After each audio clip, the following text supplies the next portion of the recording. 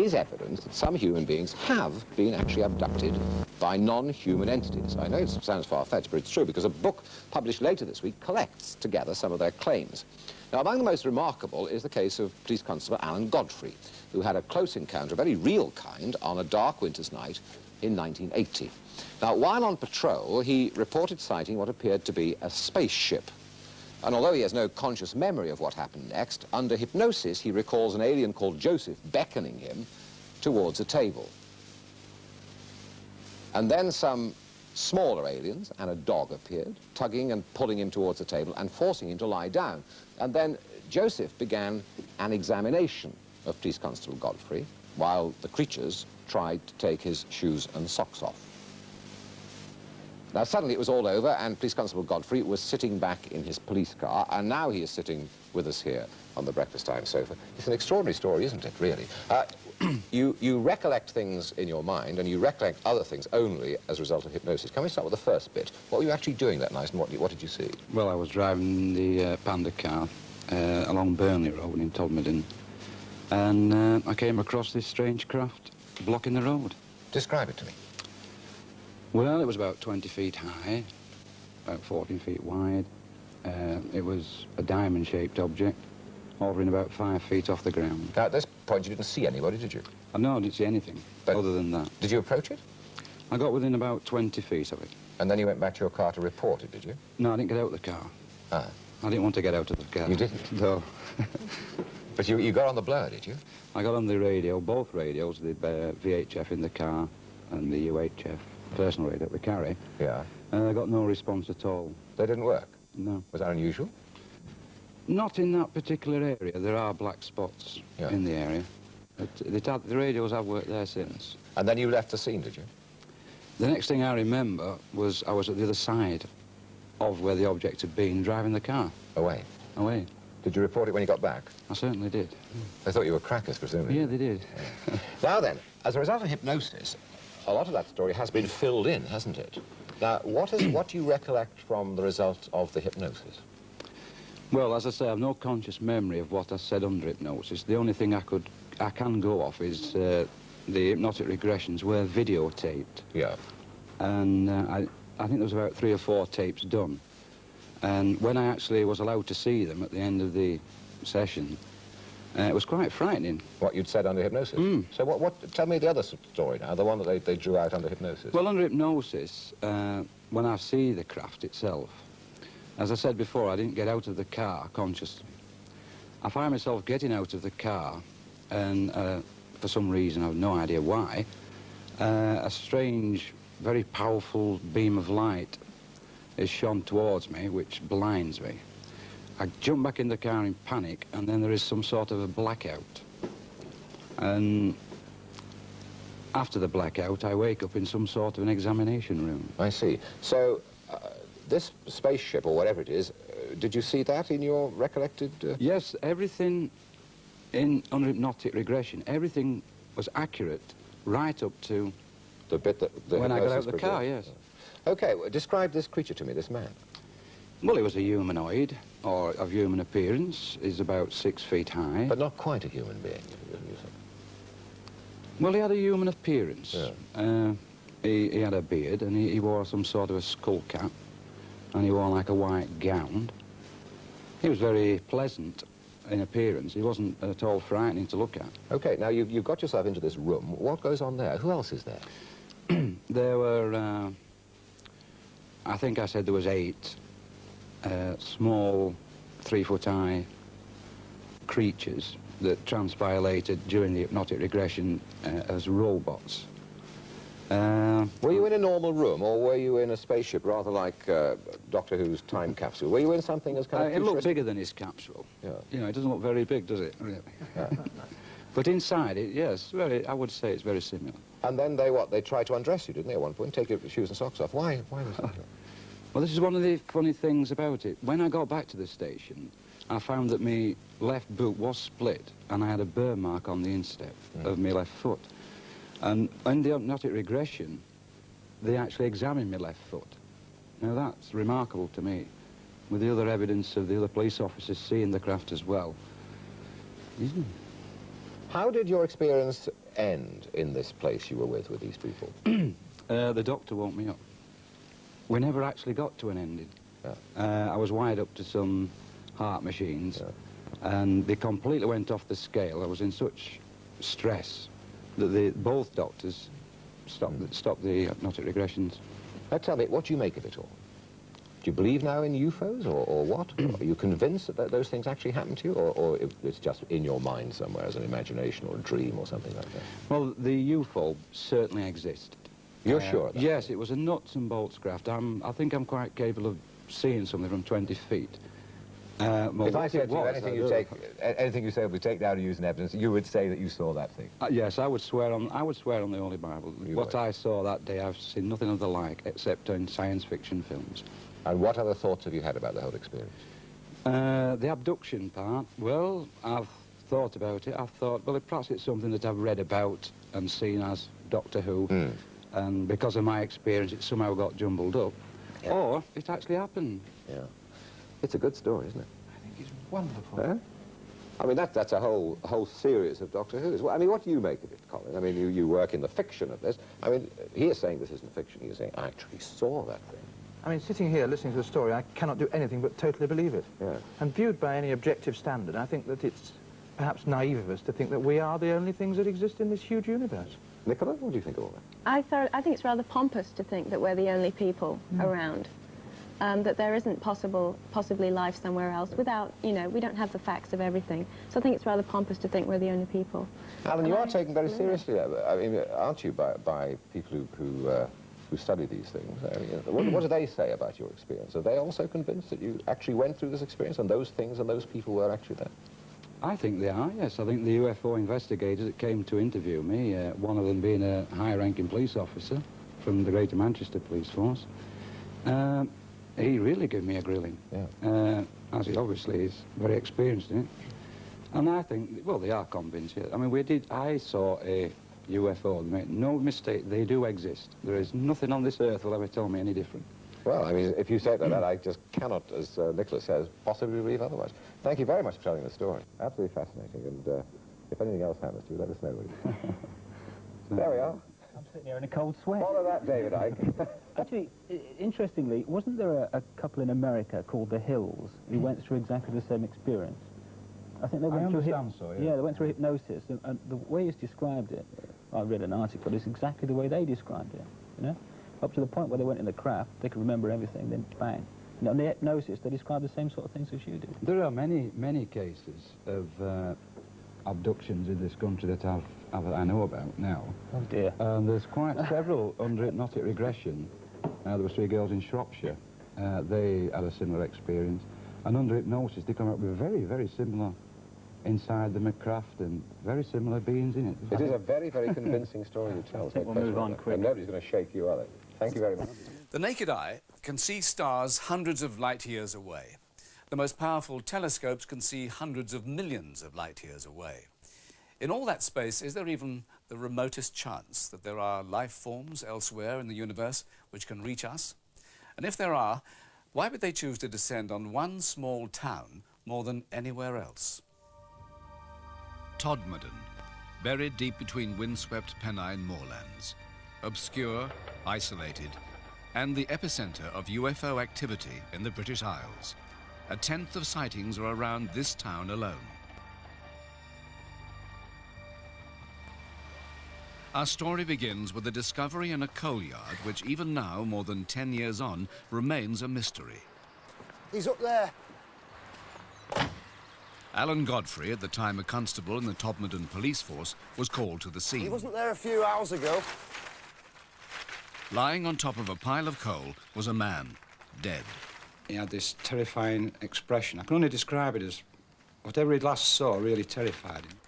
There was no footprints belonging to him, disturbance on the coal. So how did he get up there, you know? I couldn't work out. I could see that on the top of his head there were individual burn marks. And at the back of the neck there was a rather large weeping type of burn, and there'd been like an ointment smeared on it. The dead man was Zygmunt Adamski, a retired miner who disappeared 5 days earlier from a town 20 miles away. The coroner had to record an open verdict. He's still baffled by the questions surrounding the case, like what was the substance on the dead man's neck? We had the substance analysed, and the toxicologists and the scientists couldn't come up with any answers to what it was. And we came up against a blank at every line of investigation. This was one of the most puzzling cases that I've come across in 25 years.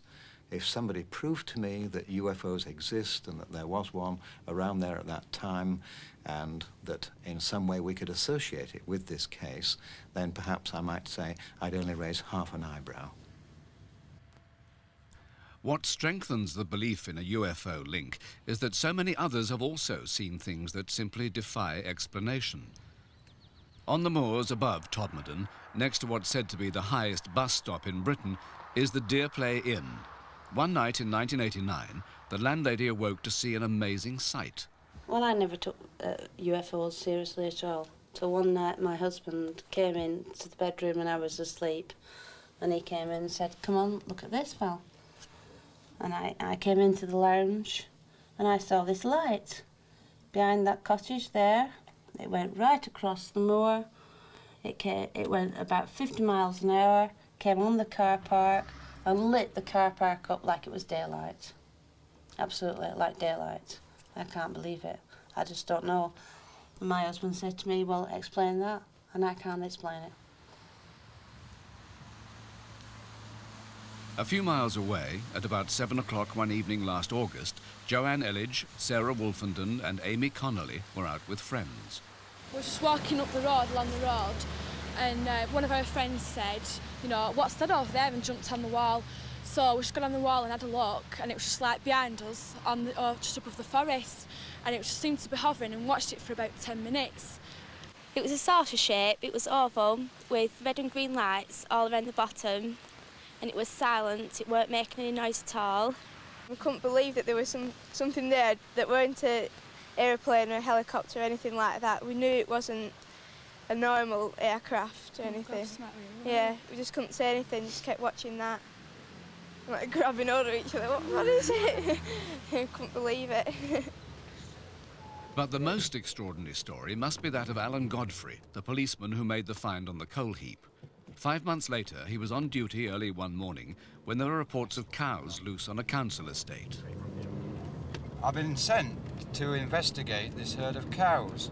So I was driving up the road here, and I was going to turn right up Fernley Road there to the council estate when I could see in front of me up here this object. It looked to be completely blocking the road. As I get nearer and nearer towards this object, I could see that it wasn't quite what I was expecting to meet at 5 o'clock or whatever on a November morning in Todmorden. It was diamond-shaped. The bottom half of the object was spinning. It was hovering about 5 foot off the ground, and I could see underneath it. It was about 20 feet wide, 14 feet high. Alpha Bravo 3 to Alpha Bravo Control. Message, over. Try HQ. I tried that several times, and it just didn't work. I just couldn't contact anybody. So I picked my clipboard up, and I started drawing a sketch of it.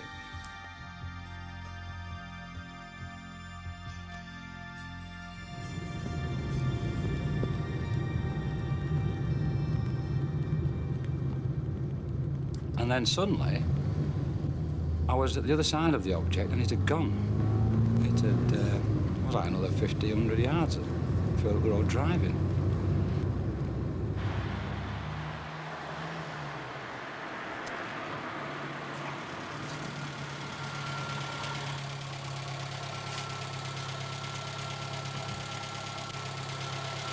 What's up? You're not going to believe what I've just seen. Oh, get in. Okay.